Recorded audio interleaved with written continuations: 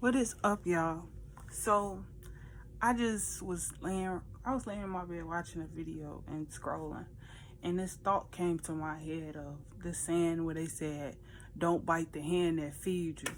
Like, that's a cool saying and all, but if we talking about in real time reality, in real life, real world stuff, like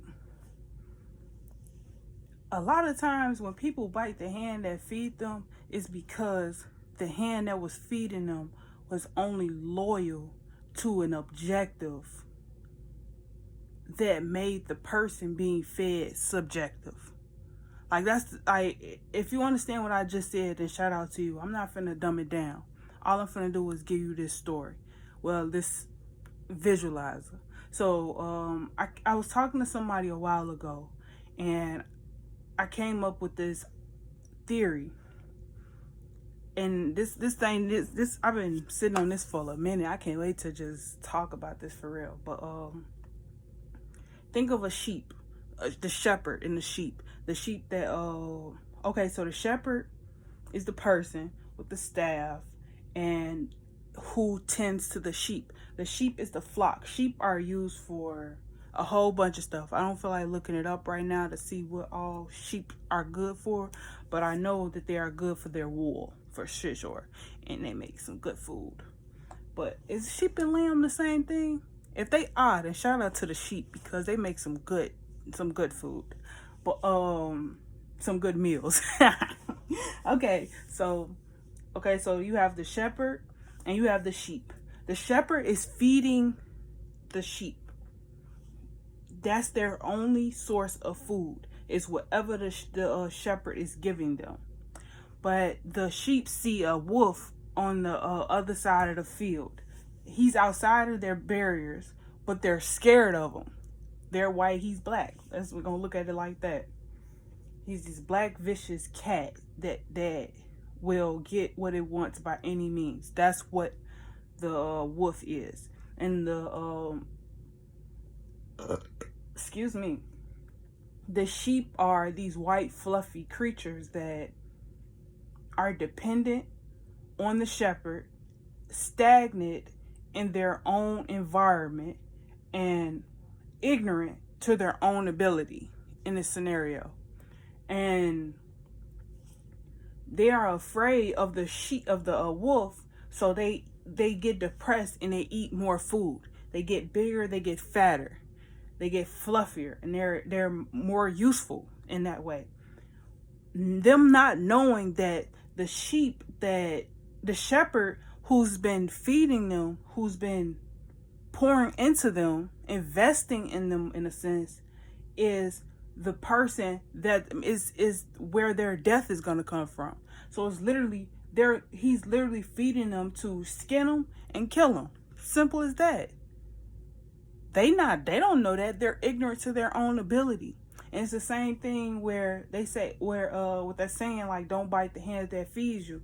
Who's to say that the sheep will be wrong if they took a leap of faith and broke the barrier and just called a stampede and went flying for their life and found a better life for themselves and created something better? Who's to say, like, that wouldn't be better for them? They wouldn't reach a better life. Like, think of free enslaved people. Like, all the people that broke the barriers of what society believed to be relevant and did something better for themselves. All of those people are successful. Like, think about it. I'm using an iPhone right now. Steve Jobs ain't go to college to do this. He used this. He used the gift that the Most High gave him.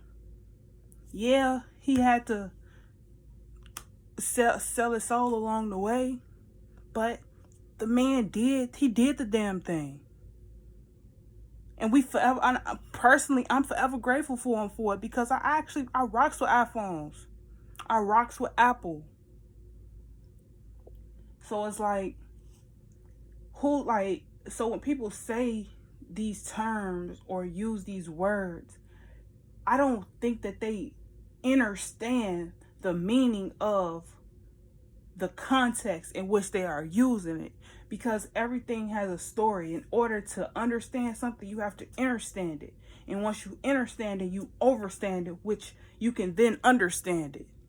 It's a process through it all. We have to look at life for what it is in order to understand what the words mean. Like, people always preaching, coming to me saying that the Bible said this, the Bible said this, the Bible said that.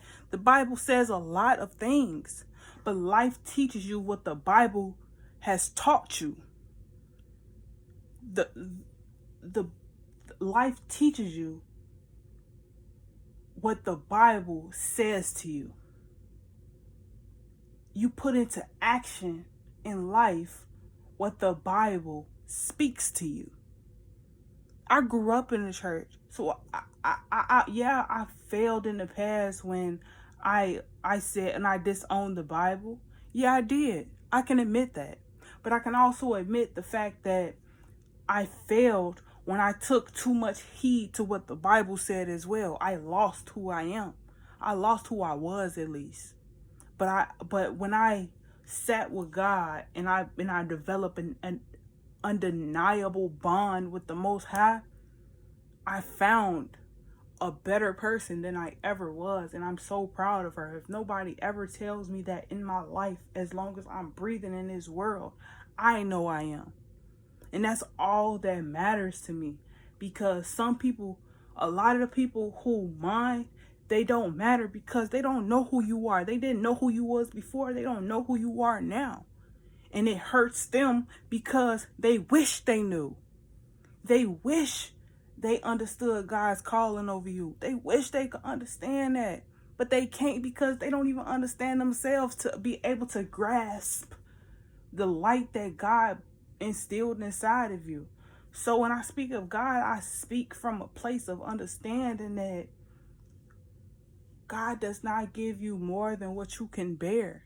God put all of these different things, people,